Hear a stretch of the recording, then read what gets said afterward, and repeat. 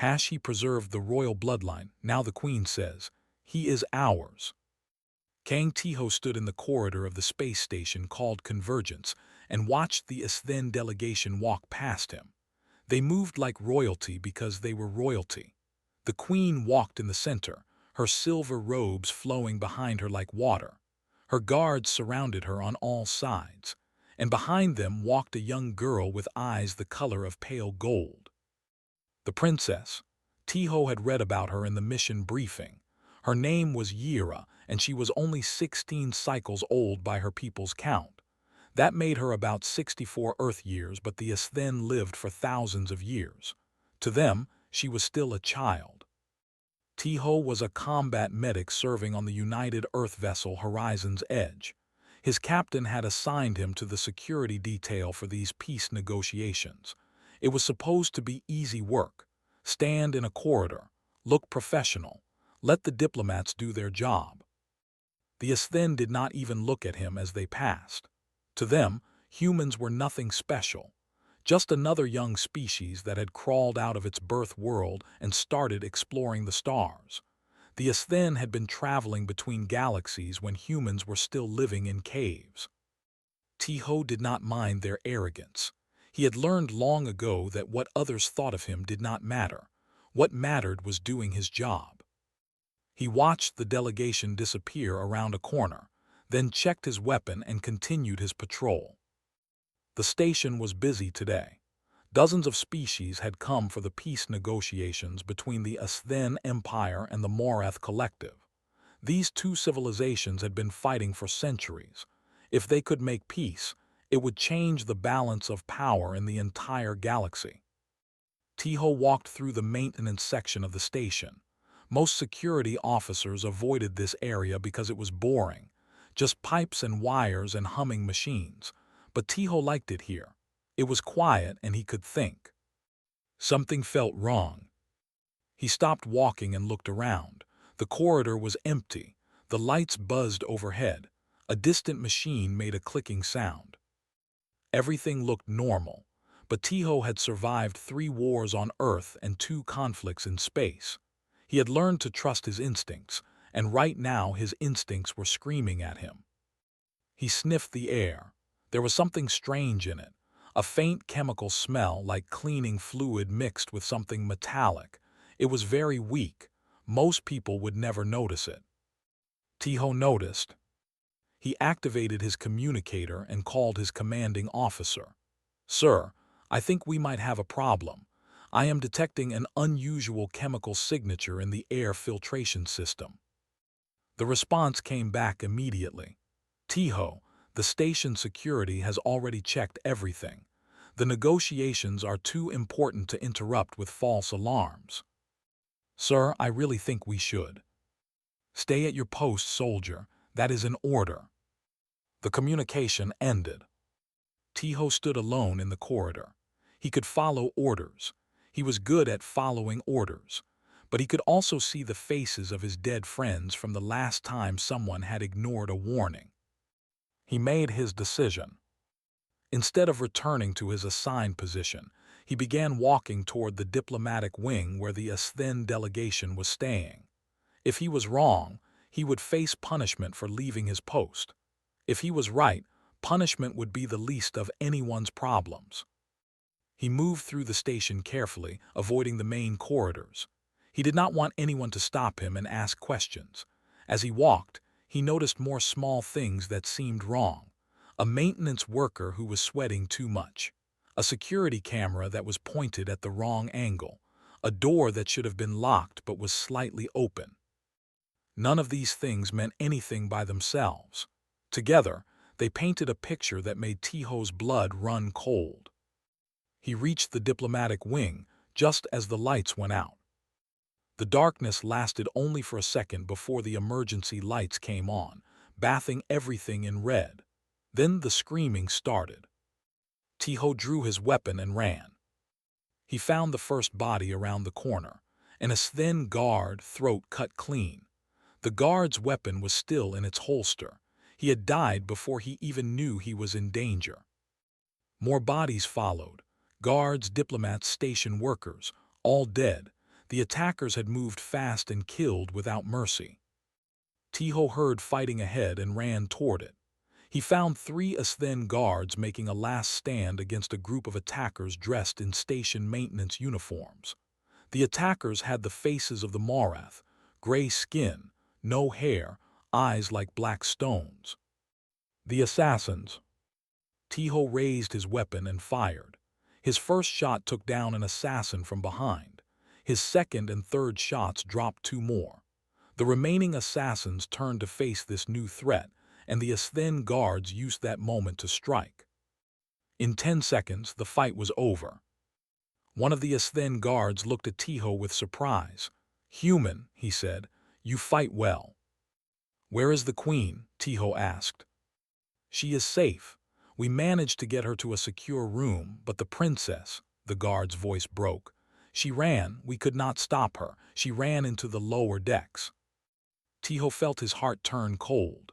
The lower decks were a maze of corridors and maintenance tunnels. If the assassins found her there, no one would ever know. "Which way did she go?" The guard pointed.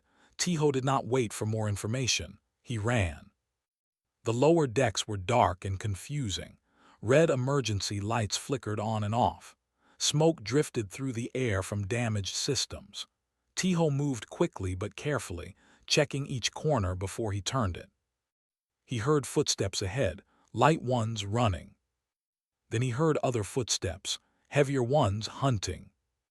Tiho moved faster. He found the princess in a dead-end corridor. She had run until she could run no more, and now she was trapped. 3 assassins were closing in on her, weapons raised. Tiho did not hesitate. He shot the first assassin in the back of the head. The second assassin turned and fired at him, but Tiho was already moving. He felt the heat of the energy blast pass by his face as he returned fire. The second assassin fell. The third assassin grabbed the princess and put a blade to her throat.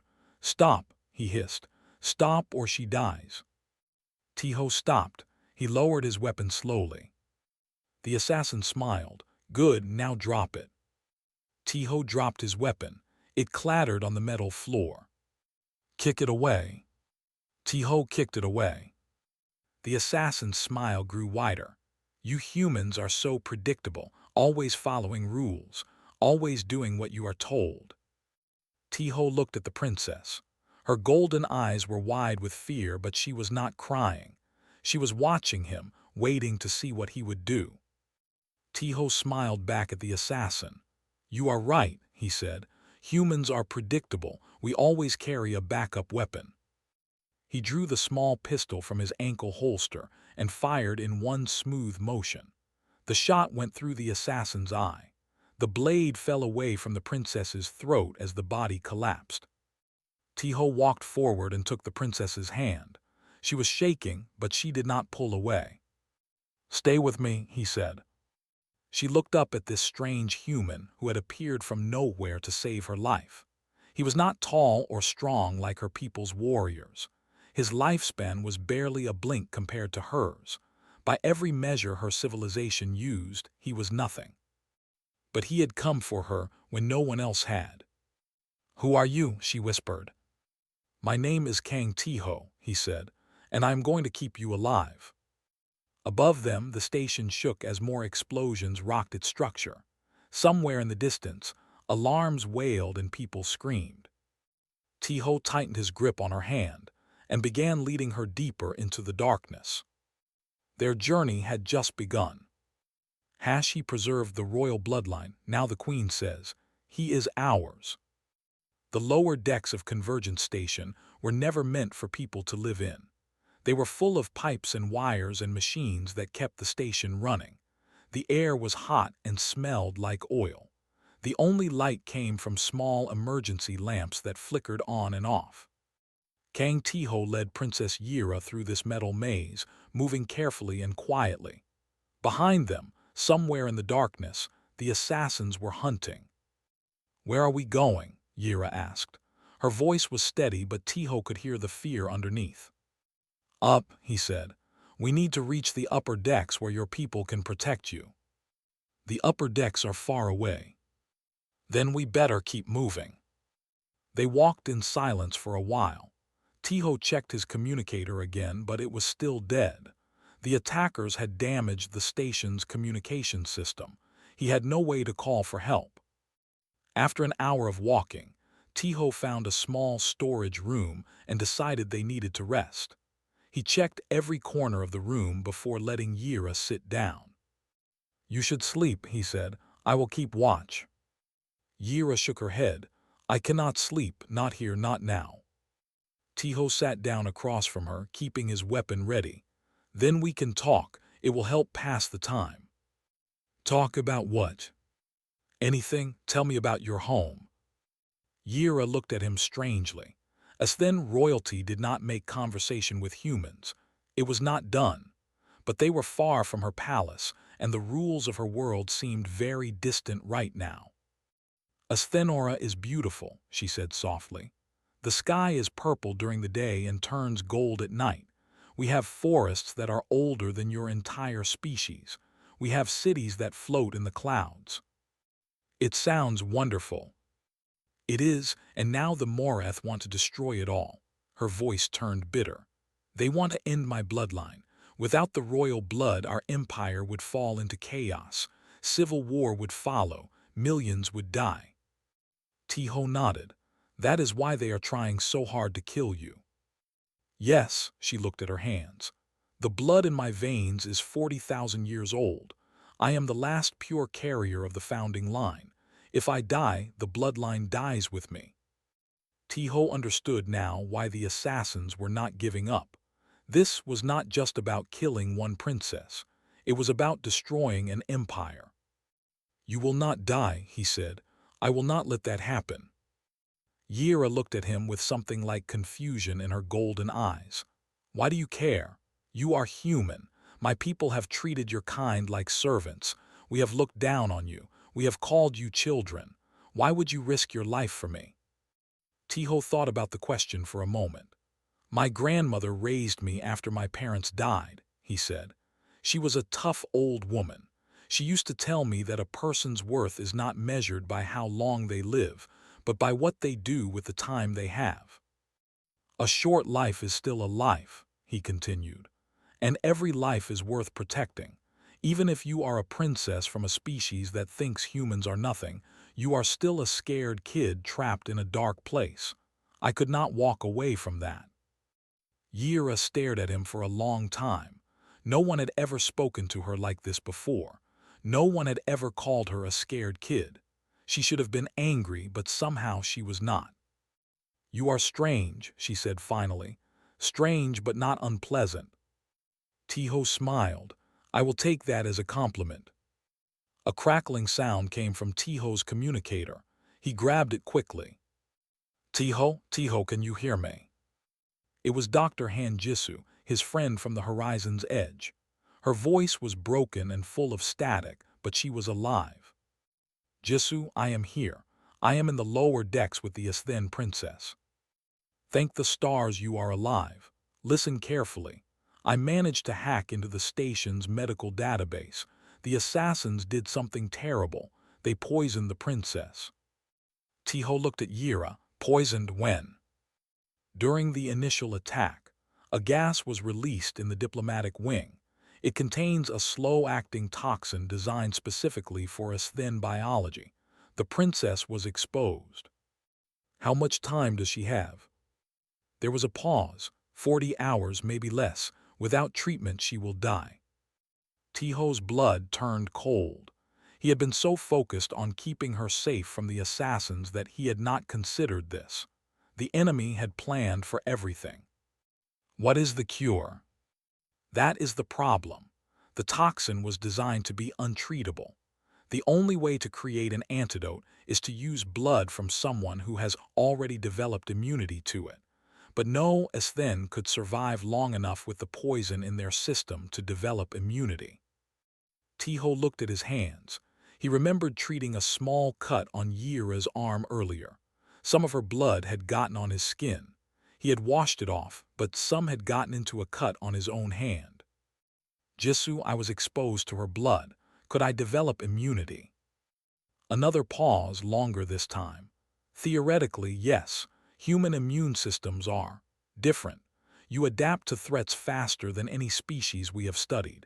If you were exposed to the toxin through her blood, your body might already be fighting it. Might. There is no guarantee. But if your body has developed antibodies, we could use your blood to create a cure. Then we have a plan. Tiho, there is another problem. To create enough antidote, we would need a lot of your blood, nearly half of your total supply. For a human in good condition, that would be dangerous. For a human who has been fighting and running for hours. She did not finish the sentence. She did not need to. I understand, Tiho said. Get the medical equipment ready. I will find a way to reach you. Tiho, wait. He turned off the communicator and looked at Yira. She had heard everything. Her golden eyes were wide. You cannot do this, she said. You could die. I could, but you will definitely die without the antidote. The choice is simple. It is not simple. My life is not worth more than yours. Tiho smiled sadly. Your life is worth an empire. Millions of people depend on your bloodline. I am just one soldier. The math is easy. Yira stood up and grabbed his arm. That is not how life works. You cannot just sacrifice yourself like it means nothing. It does not mean nothing, Tiho said gently. It means everything. That is why I am willing to do it. Before Yira could respond, they heard sounds in the corridor outside. Footsteps, many of them. The assassins had found them. Tiho pushed Yira behind him and raised his weapon. Stay close to me. We need to move now. They ran. The next few hours were a nightmare. The assassins seemed to be everywhere. Every time Tiho thought they had escaped, more enemies appeared. He fought them with everything he had, using his weapon, his fists, his knives. He took wounds that should have slowed him down, but he kept moving. Yira watched him fight. She saw him take a blade to the shoulder and keep fighting. She saw him get shot in the leg and keep running. She saw him protect her again and again, putting his own body between her and danger. This was what humans were, she realized.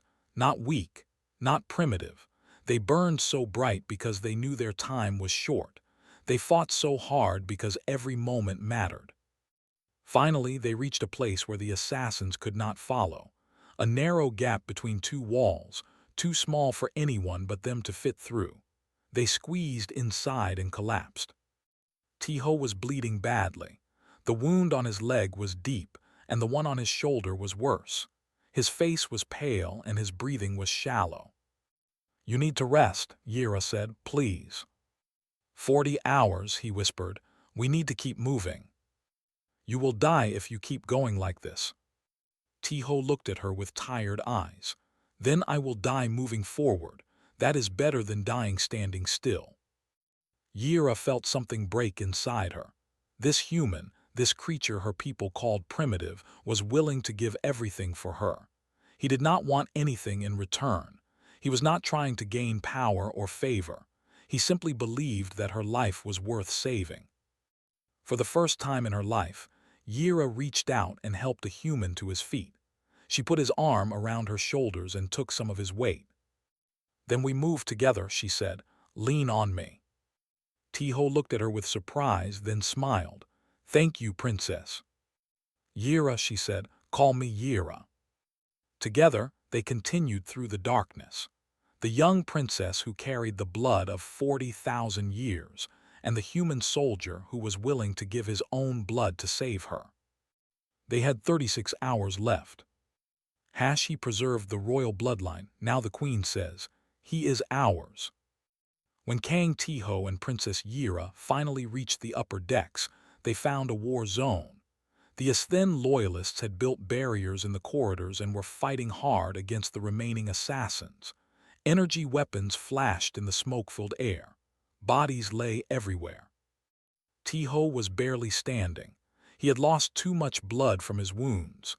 His vision was getting dark at the edges, and every step felt like climbing a mountain. But he kept moving. He had not come this far to fall now. "Stop," a voice shouted from behind a barrier. "Identify yourselves." "Princess Yira of the Asthen Empire," Yira called out, "and the human who saved my life." There was a moment of silence. Then the barrier opened, and soldiers rushed out to meet them. Asthen guards in silver armor surrounded the princess, checking her for injuries, asking her questions, trying to understand how she had survived. One of them, a tall warrior with scars on his face, looked at Tiho with suspicion. "Who is this human? How do we know he is not a spy?" "He killed 12 assassins to protect me," Yira said firmly. "He is the reason I am alive." The scarred warrior was High Commander Roshan, leader of the Queen's personal guard. He had seen many things in his long life, but a human protecting Asthen royalty was something new. "Take him to the medical bay," Roshan ordered. "Keep him under guard. The Queen will want to question him." Tiho did not argue. He was too tired to argue. He let the soldiers lead him away, but before he left, he looked back at Yira. "Remember," he said weakly, 40 hours. Yira nodded. She understood. They did not have much time. The medical bay was full of injured soldiers. As then doctors moved between the beds, treating wounds and saving lives. When they saw Tiho, they did not know what to do with him. They had never treated a human before. Dr. Han Jisoo arrived an hour later. She had fought her way through the station with a small group of human soldiers, carrying medical equipment that she had gathered from the horizon's edge. "Tiho," she ran to his bed and checked his wounds. "You look terrible." "I feel worse," he said with a weak smile. "I brought everything we need, but are you sure about this? The blood transfer could kill you." "I am sure." "Tiho." "Jisoo," he grabbed her hand. "That girl out there is going to die in less than 30 hours unless we do this. I already made my choice. Please help me see it through." Jisoo looked at her friend for a long moment. She saw the determination in his eyes. She had known him for 5 years, and she knew that once he made up his mind, nothing could change it. "All right," she said, "let us get started." As Jisoo prepared the equipment, Queen Velira arrived. The queen was tall and beautiful in the way that ancient things are beautiful. Her silver hair flowed past her waist, and her eyes were the same pale gold as her daughter's. But where Yira's eyes were full of youth and hope, the queen's eyes were cold and hard. She looked at Tiho lying on the medical bed, and her expression did not change. "So this is the human who claims to have saved my daughter." "I do not claim anything," Tiho said. "I just did my job." "Your job was to stand in a corridor and look impressive. Instead, you abandoned your post and interfered in Asthen affairs. If I had stayed at my post, your daughter would be dead." The queen's eyes narrowed. She was not used to being spoken to like this, especially by a human, but she could not deny the truth of his words. Her daughter was alive because of this creature. "Dr. Han," the queen said, turning to Jisoo, "explain what you are planning to do." Jisoo stepped forward nervously. "Your Majesty, the princess was exposed to a slow-acting toxin during the attack. We have less than 30 hours before it kills her. The only way to save her is to create an antidote using blood from someone who has developed immunity to the toxin." "And you believe this human has such immunity?" "Yes. He was exposed to the princess's blood during his attempt to protect her. His immune system has already begun fighting the toxin. If we extract his blood and process it correctly, we can create a cure." "What happens to him?" Jisoo hesitated. "We need nearly half of his blood supply. For a healthy human, this would be extremely dangerous. For him, in his current condition." "He could die," the queen finished. "Yes." Queen Velira looked at Tiho again.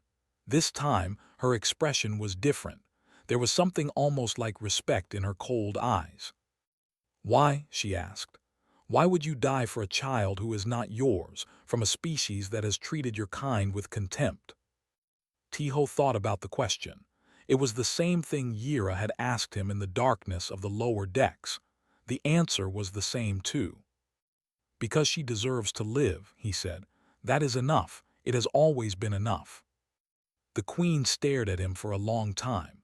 In her thousands of years of life, she had met many heroes, warriors who fought for glory, leaders who sacrificed for power, nobles who died for honor. But she had never met someone who was willing to die simply, because it was the right thing to do. Begin the procedure, she said quietly, and may your ancestors watch over you, human. Jisoo started the blood transfer. The machines hummed and clicked as they drew blood from Tiho's veins and processed it into medicine. The process was slow and painful. Tiho felt himself getting weaker with every passing minute. Princess Yira came to sit beside him. She had demanded to be there, and no one had dared to stop her. "You are an idiot," she said. Her eyes were wet with tears. "A brave, stubborn, ridiculous idiot." "Thank you," Tiho said with a weak laugh. "That is the nicest thing anyone has ever called me." "I am serious. No one asked you to do this. No one would have blamed you if you refused." "I would have blamed myself. That is worse." Yira took his hand. It was cold, too cold. The machines were taking too much too fast. "Stay with me," she whispered. "Please stay with me." That is my line," Tiho said. His eyes were closing, his heartbeat was slowing down. "I told you that, in the corridor, remember?" "I remember, and now I am telling you, stay with me." Tiho smiled. It was a small, tired smile, but it was real. "I will try, Princess, I will try." The machines beeped urgently. Tiho's heart stopped. Jisoo moved fast, using human medicine and Asthен technology together. She shocked his heart once, twice, 3 times. She pumped chemicals into his veins. She refused to let him die. "Come on," she shouted. "Come on, you stubborn fool. You do not get to die now." For 30 terrible seconds, nothing happened. Yira held Tiho's cold hand and prayed to gods she was not sure she believed in. Then his heart started beating again. Weak, slow, but beating. Jisoo collapsed against the wall, exhausted. He is stable for now. The queen stepped forward and looked at the blood that the machines had collected. It glowed faintly with a golden light, mixed with the red of human blood. 2 bloodlines from 2 different worlds combined into something new.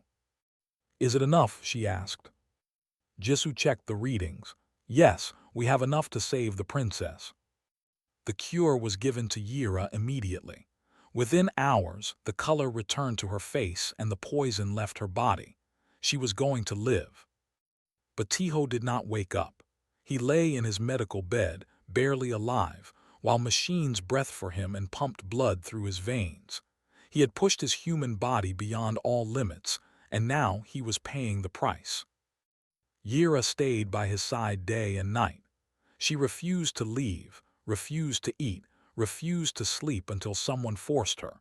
She held his hand and talked to him, telling him stories about her home, about the purple skis and golden nights of Asthenora. On the 3rd day, she made a vow. She spoke in the old language of her people, the sacred tongue that had not been used in ceremonies for 1,000 years.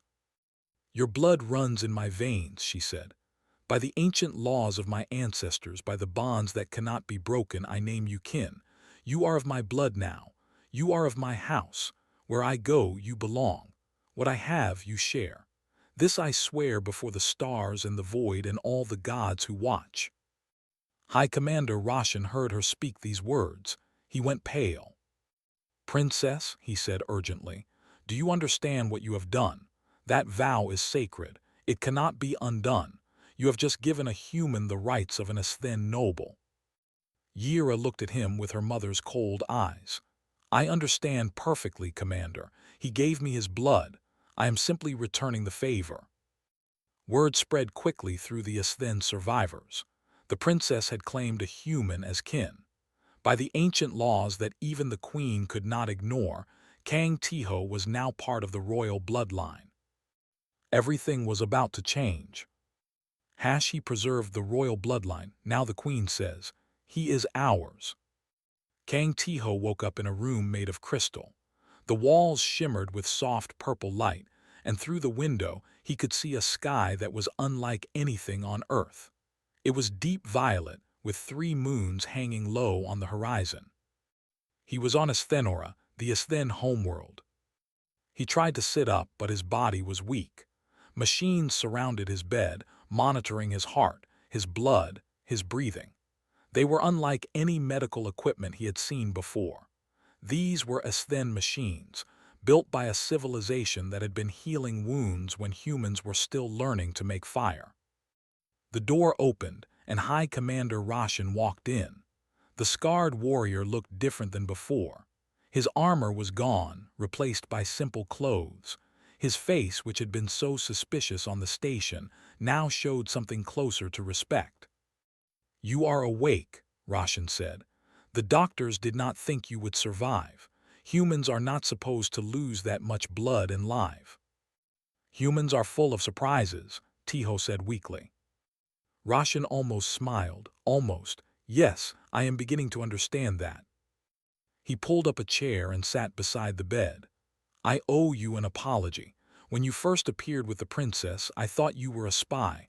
I thought no human could possibly have done what you did. I was wrong. You were protecting your people, I understand.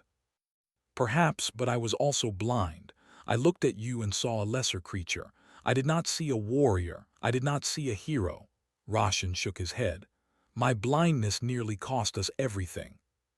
Tiho did not know what to say. He had never thought of himself as a hero. He had just done what needed to be done. "There is something you should know," Roshan continued. "While you were unconscious, the princess made a vow, an ancient vow of kinship.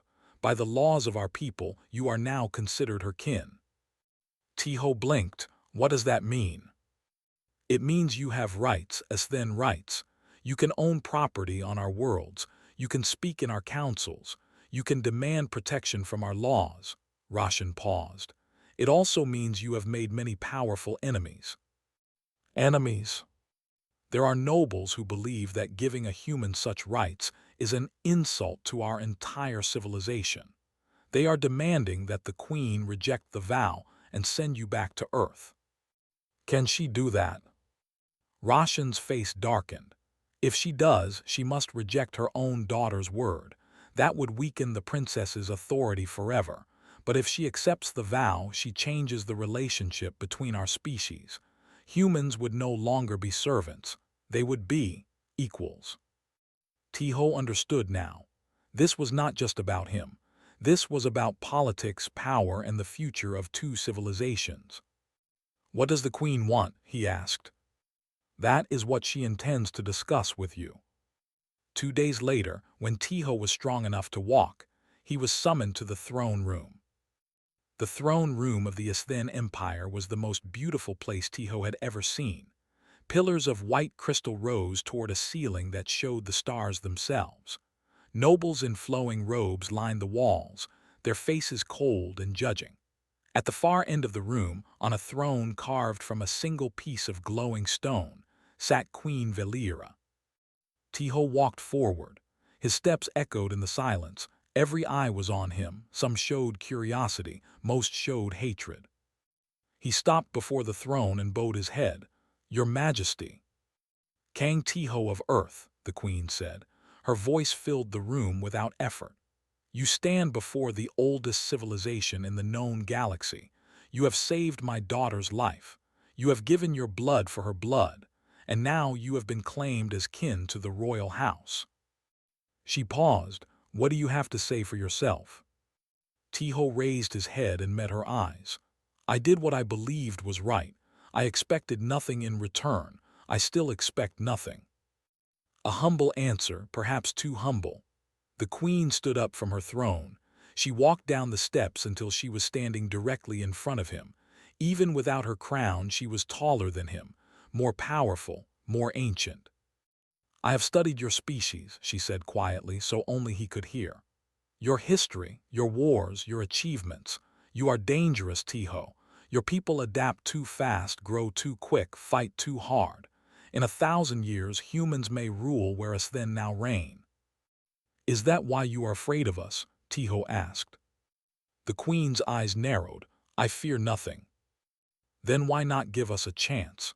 We could be your greatest allies. We could stand beside you against the Morath and any other enemy. All we need is to be treated as equals. Equality is earned, not given. Then let me earn it. Let humanity earn it. Judge us by what we do, not by how long we live. The queen stared at him. Behind them, the nobles whispered among themselves. They could not hear the conversation, but they could see that something important was happening. Finally, the queen turned and walked back to her throne.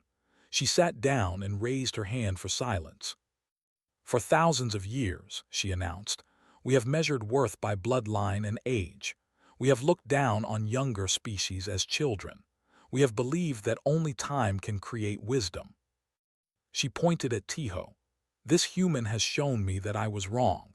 In a single day, he showed more courage and honor than some nobles show in 1,000 years. He gave his blood to save my daughter. He asked for nothing in return. The room was completely silent. My daughter claimed him as kin, the queen continued. By the ancient laws that bind us all, I cannot deny what he has become, but more than that, I choose not to deny it. She stood up from her throne. The human called Kang Tiho entered our service as a stranger. He emerged as savior to my bloodline and kin to my daughter. Her voice rose, filling every corner of the massive room. He is ours, and through him humanity is ours. Let no species treat them as lesser again.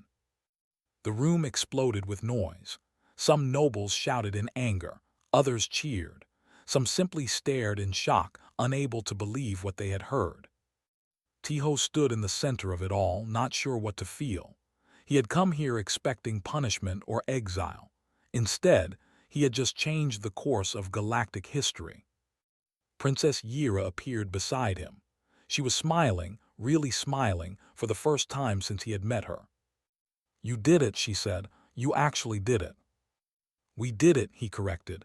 You made the vow, you started all of this. And I would do it again, 100 times, 1,000 times. She took his hand. You are kin now, Tiho, not because of laws or politics, but because you earned it. You are family. High Commander Roshan approached them. He bowed his head to Tiho, a gesture of respect that no Asthен had ever shown to a human before. Welcome to the Empire, he said, brother. That night there was a feast in the palace. Humans and Asthens sat together at the same table for the first time in history. Dr. Han Jisoo was there, along with other crew members from the horizon's edge. They ate strange foods and drank strange drinks and laughed together like old friends. Tiho sat beside Yira and watched the celebration. He thought about his grandmother, who had taught him that a short life was not a curse. He thought about his dead friends, who had died because someone ignored a warning. He thought about how strange fate could be. A simple soldier, a combat medic from Earth, had walked into a battle and walked out as a member of an alien royal family. What are you thinking about? Yira asked. The future, he said. Everything is going to change now. Does that frighten you? Tiho considered the question. No, he said finally. It excites me. Whatever comes next, we will face it together, your people and mine. Yira smiled. Together, she agreed. I like the sound of that. Outside the palace windows, the purple sky of Asthenora turned slowly to gold as night fell. A new chapter in the history of two civilizations was beginning. And it had started with one human who refused to walk away. He preserved the royal bloodline, now the queen says. He is ours. 1 year had passed since the attack on Convergence Station. 1 year since a human combat medic had saved an alien princess and changed the galaxy forever. Kang Tiho stood in the training yard of the Asthен Royal Palace, his sword raised against High Commander Roshan.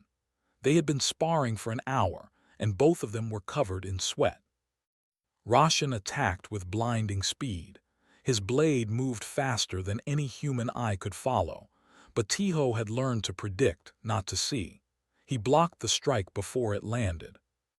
"Better," Roshan said, stepping back.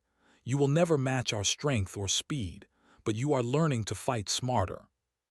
"That is all I can do," Tiho said. "Work with what I have." "It is enough, more than enough." Roshan put away his sword. "The other guards are starting to respect you. That is not an easy thing to earn." Tiho smiled. He had become an honorary member of the Royal Guard, the first human to hold such a position. It had not been easy. Some guards had refused to train with him. Others had tried to hurt him during practice. But slowly, through sweat and blood and endless determination, he had earned his place. Princess Yira was watching from the palace balcony. She was different now than the scared girl he had met in the dark corridors of the station. She stood taller. She spoke stronger. She was preparing to become a queen. "You are staring at her again," Roshan said. "I am her guard. I am supposed to watch her." Roshan laughed. It was a rare sound from the stern warrior.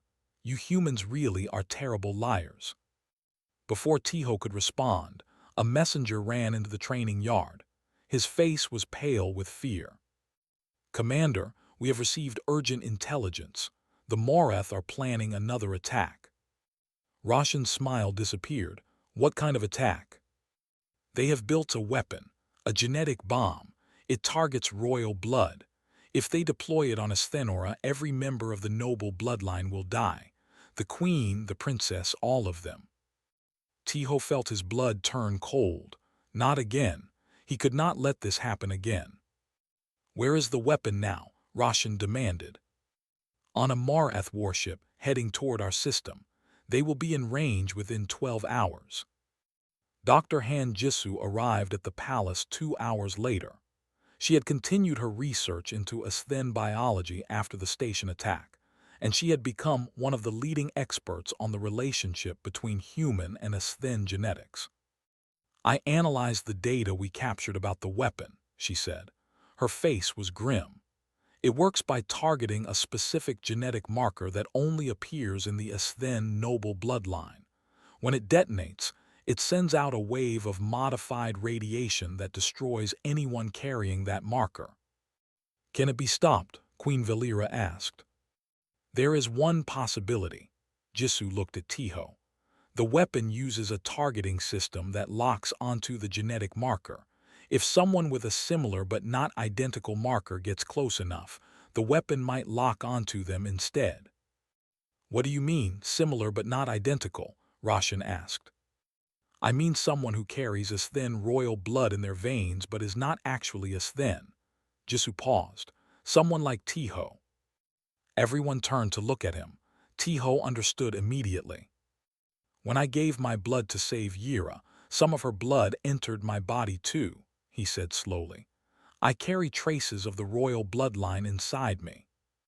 "Enough to fool the weapon's targeting system," Jisoo confirmed. "If you get close enough to the weapon when it fires, it will lock onto you instead of the bloodline. The energy will hit you instead of the planet." "Will he survive?" Roshan asked. Jisoo hesitated. "I do not know. The weapon was designed to destroy Asthen cells. Human cells are different, stronger in some ways, weaker in others. There is a chance his body could absorb the energy without dying, but it is only a chance." Queen Valera stepped forward. "No, I forbid this. This human has already given enough for our people. I will not send him to die." "With respect, Your Majesty," Tiho said, "you do not get to make that choice." The queen's eyes flashed with anger. "You dare speak to me like that?" "Yes, because you taught me something when you accepted me as kin. You taught me that being part of a family means protecting it, no matter the cost. The Asthen Empire is my family now. Yira is my family. I will not stand by and watch them die. There must be another way." "There is no other way, and we are running out of time." Tiho met her eyes without flinching. "I am human. We do not accept our place. We do not wait for fate to decide. We make our own destiny, Let me make mine." The queen stared at him for a long moment. Then slowly she nodded. "Go," she whispered, "and may all the stars watch over you." Tiho boarded a small stealth ship and flew toward the Morath fleet. The journey took 6 hours. He spent most of it alone, thinking about his life. He thought about Earth, the planet he would probably never see again. He thought about his grandmother, who had died years ago but still lived in his memories. He thought about the people he had met, the battles he had fought, the choices he had made. He did not regret any of it. When he reached the Morath warship, he did not try to be subtle. He flew straight into their hangar bay and crashed his ship into their soldiers. Then he got out and started fighting. The Morath were not expecting a direct attack. They were definitely not expecting a single human to charge into their ship with nothing but a sword and a pistol. By the time they organized a response, Tiho was already deep inside the vessel. He fought through corridor after corridor. He took wounds that should have stopped him, but he kept moving. He killed every enemy that stood in his way. He was not fighting for glory or revenge. He was fighting for the people he loved, and that made him unstoppable. Finally, he reached the weapon. It was a massive machine, pulsing with ugly red light. The countdown on its display showed 3 minutes until detonation. 3 minutes until an entire bloodline was erased from existence. Tiho walked up to the machine and placed his hand on its surface. He could feel it scanning him, reading the traces of royal blood in his veins. "Come on," he whispered. "Look at me, focus on me. I am your target now." The machine's light shifted. It was locking onto him. Outside the ship, the Morath commander watched in confusion as his weapon's targeting system went crazy. It was no longer aimed at Asthenora. It was aimed at something inside his own vessel. "What is happening?" he demanded. "What is wrong with the weapon?" No one could answer him. Inside the ship, the weapon fired. Energy slammed into Tiho's body like 1,000 bolts of lightning. Every cell in his body screamed. Every nerve burned. The pain was beyond anything he had ever imagined. But he did not fall. He stood there, absorbing the energy that was meant to destroy millions. His human body, evolved on a death world where survival meant adapting to anything, did what human bodies have always done. It survived. When the weapon's energy was finally exhausted, Tiho collapsed to the floor. He was barely alive. His heart was barely beating, but he was still breathing. And on Asthenora, the royal bloodline was safe.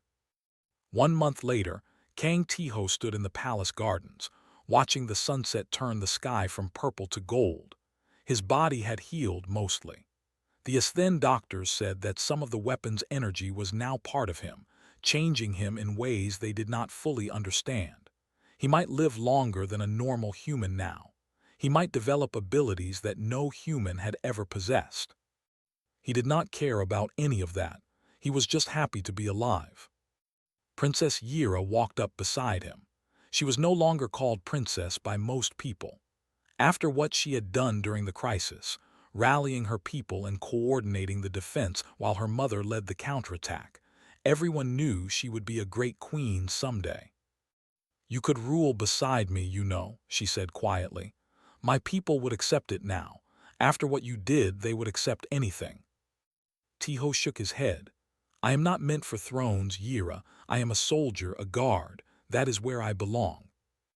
"You are more than that. You are kin. You are family." "I know, and I will always be here when you need me. But the throne is your destiny, not mine." Yira smiled sadly. She had known he would say this. Stubborn human. "Always." They stood together in comfortable silence, watching the moons rise over the crystal towers of the city. In the distance, they could see new ships arriving at the spaceport. Human ships, bringing diplomats and scholars and soldiers who would work alongside the Asthen. Everything was changing. The old order was ending. A new age was beginning. Queen Velira appeared on the balcony above them. She watched her daughter and the human who had changed everything. Beside her stood the United Earth Ambassador, a young woman with fire in her eyes and hope in her heart. "He changed everything," the ambassador said quietly. "One man changed the relationship between our species forever." Valera nodded slowly. "He is human, that is what they do." In the garden below, a group of young humans arrived. They were the first wave of a new generation, come to learn from the Esthen and build bridges between worlds. One of them, a young woman with fierce eyes, approached Tiho. "Sir," she said, "they told us you could help us understand this place, how to fit in, how to make this work." Tiho looked at her. She reminded him of his grandmother, brave and curious and completely unafraid. "I can teach you some things," he said, "but the most important lesson is simple." "What is it?" He smiled. It was the same smile he had given a scared princess in a dark corridor 1 year ago. "Be yourself, that is enough. It has always been enough." The young woman nodded. She did not fully understand yet, but she would. They all would in time. Above them the stars were coming out. Millions of stars, each one a possible future, a possible home, a possible adventure. Humans and Esthen looked up at them together, seeing the same vast universe.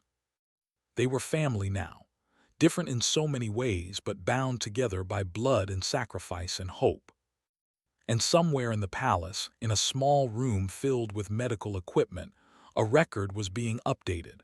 The official history of the Esthen Empire now included a new chapter. It was titled simply, "The Human Who Saved the Bloodline." The first line read, "His name was Kang Tiho, and he refused to accept his place." The last line read, "Because of him, neither did his species." And that was how humanity found its home among the stars. Not through war or conquest, but through one man who believed that every life was worth saving. One man who stayed,